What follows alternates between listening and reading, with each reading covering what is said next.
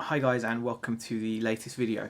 I thought today I would make a video about working from home, and over the past 4 years of reselling and being my own boss, as it were, my trials and tribulations of working from home and the tips that I found work best for me.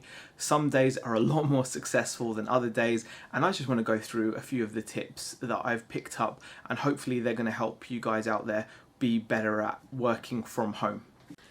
My very first tip would be to separate your workspace from your home.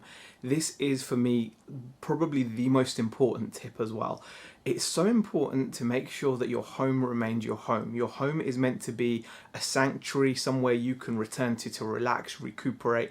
And reselling, especially when you're going out and you're buying stock and storing physical stock in your home, can very, very quickly become an unhealthy situation where stock ends up in every room in your house.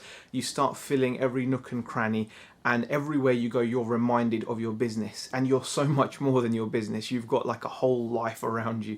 You're not just a reseller, and having stock in every room is definitely, in my humble opinion, unhealthy. So at the very, very least, you should try to allocate a set space that you work in, that you keep your stock in, you keep your inventory in, and that you can lock away, shut away, even if it's like a cupboard under the stairs.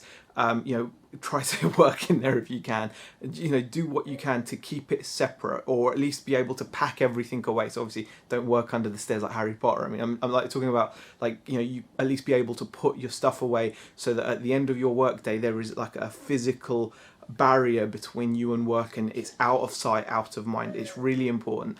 Ideally, I would say it's best to have a separate space. So in my situation, as you guys know, this is what used to be our conservatory, and our conservatory is now an office slash stockroom, and I can shut the doors to the conservatory and just turn off from the business and enjoy my family life with the wife, the kids.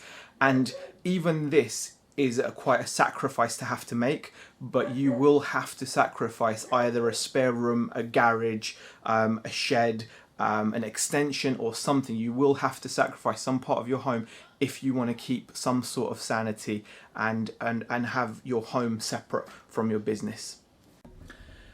The second tip I would give, or the second bit of advice that I would offer when working from home and to try to do it successfully, is just like in the first tip, where you have to look after your specific workspace and create a work environment that's separate from home. I also feel you have to maintain yourself in the same way. I find that on the days that I'm the most productive are the days where I actually get up and get dressed for work. Actually get up, and even though I don't have to shave, I don't have to brush my hair, I don't even have to change my jumper or my shirt, and sometimes I'm ashamed to say I don't. And on those days I'm not as productive. On days where I actually wake up with the right mindset and actually get ready for work, just like I see my wife getting ready for work in the morning. When Beck goes to work, she gets up, she gets ready, she has a routine.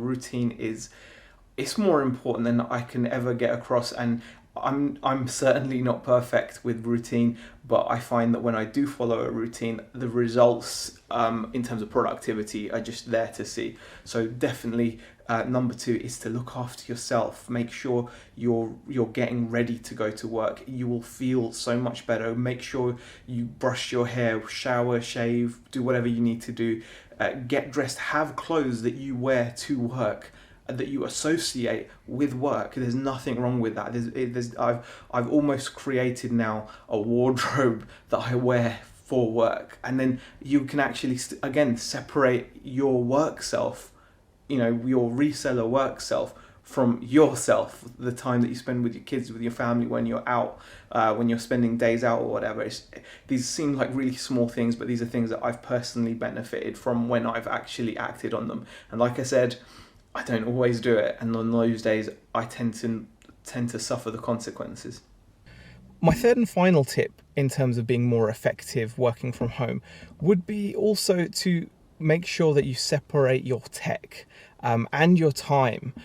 So make sure you're giving yourself set days off where you don't have to worry about stuff, and they're kind of linked. The reason why I mention both of them is because they are linked in a way. There's no point in giving yourself a day off work only to be bombarded with emails and alerts from your mobile phone, etc. You should actually have time off, and what I mean by time off is time where you literally don't have to look at your business for that 24-hour period. It doesn't have to be often. You might only do this once a month, twice a month, but I feel that you can come back so much more refreshed, and you can come back and look at things with a different perspective. So I do find it to be an important thing to do. So give yourself time off, but also look to separate your tech. Maybe have a separate work phone that you have your work email on, or your work eBay app on. Maybe have a separate laptop if you can afford to, so that when you're listing on eBay or listing on Amazon or dealing with customers or queries, it's on a work laptop and not on the same laptop that you also have your leisure time on.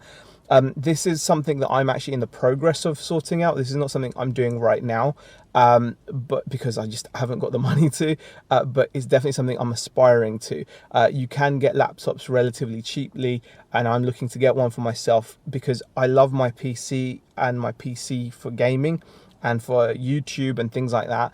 But to have it mixed in with email and listing on it, it causes a confusion, and it's something that I want to try to separate. So that would be my third and final bit of advice. All of this on its own is not going to make you any money. However, these three tips combined with your work ethic and actually obviously doing the work needed to resell or to run whatever business you're running, I think it will at least give you a good balanced life, because there's no point in having an imbalance where work takes up your mind constantly and you're thinking about it all the time, whether you're there or whether you're not. So just my humble opinion. I hope you found these tips useful. If you did, leave a comment in the comments section. Let me know what you think, and if there are any other tips you'd like to add to help you work better from home. I hope you enjoyed the video, and I'll see you guys in the next one. Bye.